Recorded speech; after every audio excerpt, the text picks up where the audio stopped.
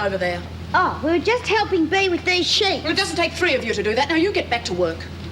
Mrs. Jackson, we're really sorry. About Bill? Not half as sorry as you're going to be. Now, you listen to me. I want the name of the woman who killed my husband.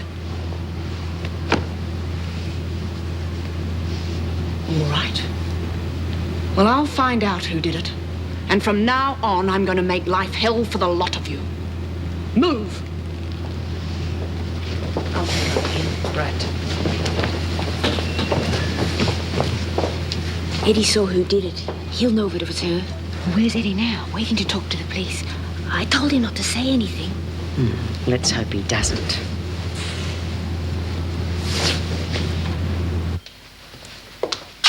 Come in, Mr. Cook. Detective Sergeant Allen, this is Eddie Cook, the electrician. Took your time seeing me, didn't you? I don't want any lip out of you, Cook. There's a few questions you need to answer. Yeah, well, I haven't done anything. That's what I mean.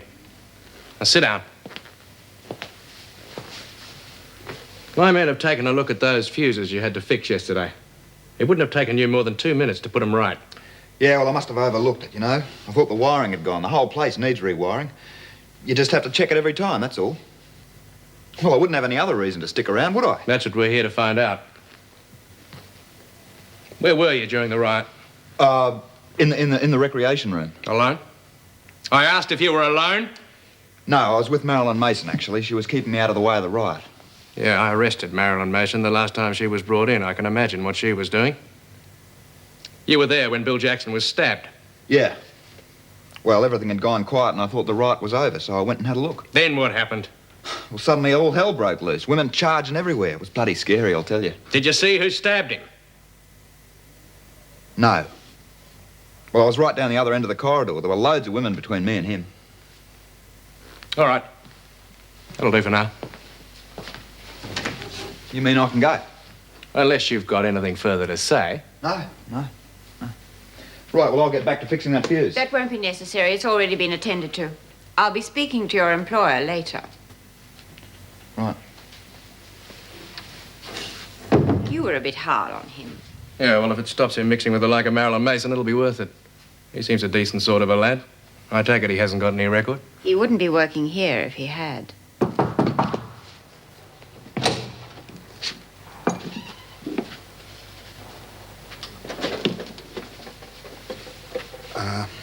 I don't suppose I could talk to Marilyn Mason, could I? Have you talked to the police yet? Yeah. Then you can go.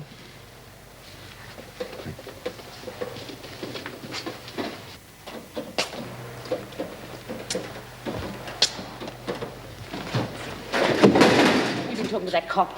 Yeah. What did you tell him? Nothing. Good. Now you can tell us. Who killed Bill Jackson? Oh, come on, Bea. I'm not going to be pushed around by a load of women.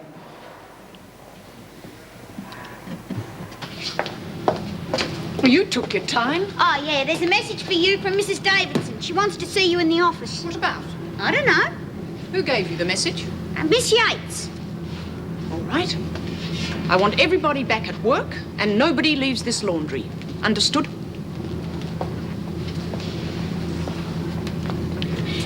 Did you see Eddie? Yeah. Did he tell you who did it? After a bit of persuasion? But you didn't hurt him. Of course not. You. Outside. Why? You don't want to get involved, do you?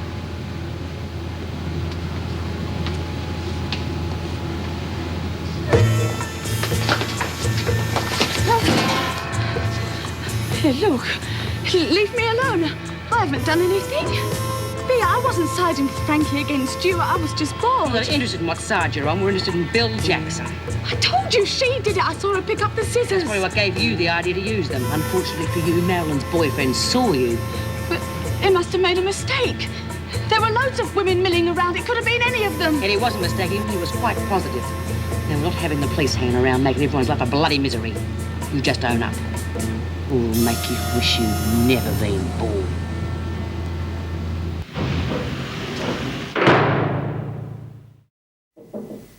Come in. Wanted to see me? No, what made you think that?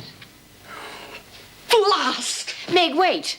Who told told you I wanted to see you? One of the girls. Another of their funny little jokes. Who was it? Doesn't matter. I can handle it. Can you? Meg, I know what you must be going through, losing Bill like that, but don't try and cope with everything alone. We're all going to miss him. He was a good man. Yes, too good for this lot. They didn't deserve him. He could have had a safe, well-paid job in industry. He should have quit long ago. We both should have. Well, if you feel like that, you still can. I'd understand. No. Well, at least take a few days off. It'll give us time to find out who did it. Oh, you'll never find out. Nobody's going to talk. They're all in it together. You know that's not true. Isn't it? Then why didn't anybody come forward? You think they don't know who did it? Of course they do. It's a case of us against them. I realise that now. I'm on my own. You're forgetting Marty. Marty? He's hardly ever home these days. Always out. With God knows who. He doesn't need me. Marty! You trying to avoid me? No. Well, I waited for you during the morning break. Marty, you did talk to your parents about leaving home, didn't you? No, Why not? I couldn't. Don't know my father's dead.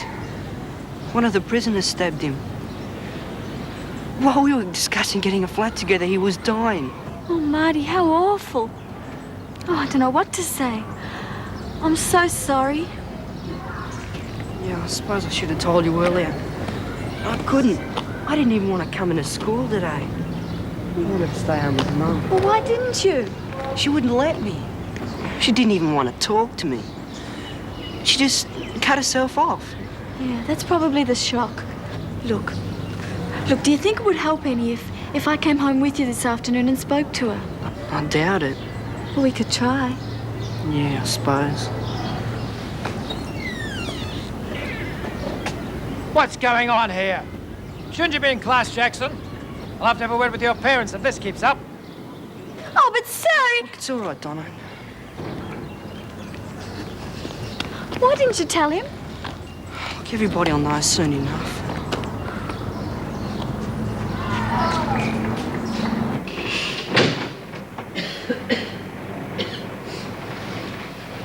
Mrs. Brooks, the rent is due today.